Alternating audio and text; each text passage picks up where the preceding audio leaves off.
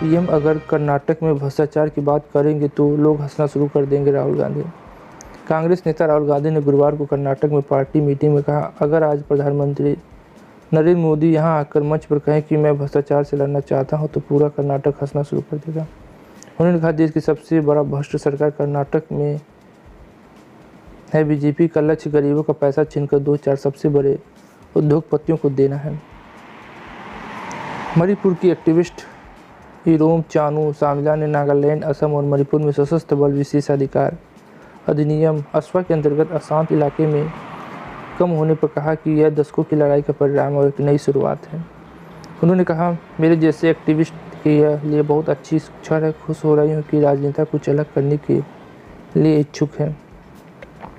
कांग्रेस महासचिव प्रियंका गांधी ने उत्तर प्रदेश में पेपर लीक के चलते 24 जिलों में 12 की परीक्षा अंग्रेजी की परीक्षा रद्द होने पर कहा, बीजेपी सरकार को यूपी में पेपर लीक पर चर्चा करनी चाहिए। पेपर लीक करने वाला तंत्र सरकार में पैठ जमाए बैठा है, उस पर न बुलडोजर चलता है न ही बदलाव आता है।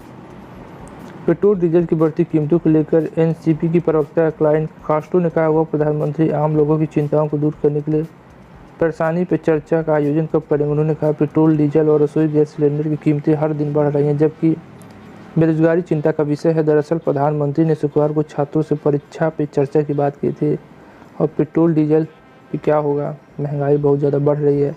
मोदी सरकार महंगाई रोकने में एकदम विफल हो चुकी है। मुख्यमंत्री नीतीश कुमार ने राज्यसभा जाने के अटकलों पर खंडन करते हुए जेडीयू में कहा कि वह बिहार नहीं छोड़ेंगे। पार्टी नेता संजय कुमार झा ने ट्वीट किया, मैं हैरान हूँ कि कुमार के पास बिहार की सेवा करने का जनादेश है, वह कहीं नहीं जा रहे। उन्होंने कहा, सभी से ऐसे दुष्प्रचार से दूर रहने का आग्रह करता हूँ।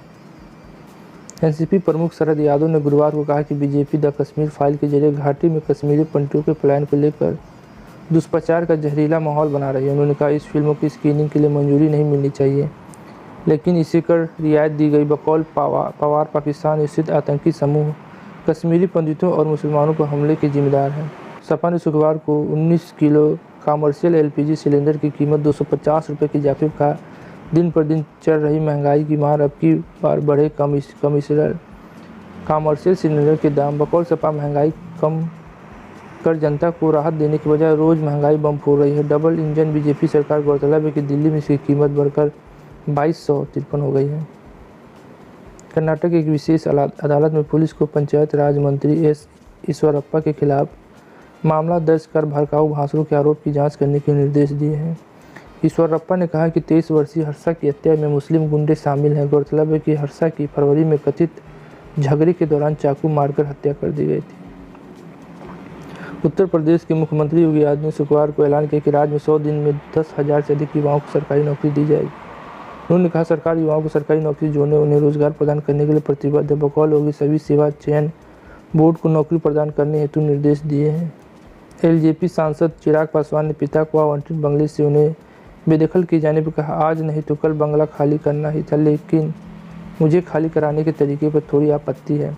चिराग ने बताया कि उनके पास अभी कोई सरकारी आवास नहीं और वो दिल्ली में अपने नानी के घर शिफ्ट हो गए हैं।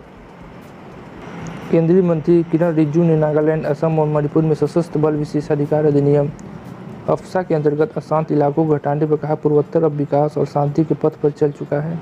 उन्होंने कहा, अफ्सा हटाने का फैसला क्रांतिकारी है। बकौल रिजिजू, पीएम मोदी के मार्गदर्शन में पूर्वोत्तर तेजी से विकास की राह पर चल पड़ा है। बढ़ती महंगाई के खिलाफ मध्य प्रदेश में हो रहे विरोध प्रदर्शन में हिस्सा लेते हुए कांग्रेस नेता कमलनाथ ने कहा कि देश की शराब सस्ती हो रही है और दूध महंगा हो रहा है।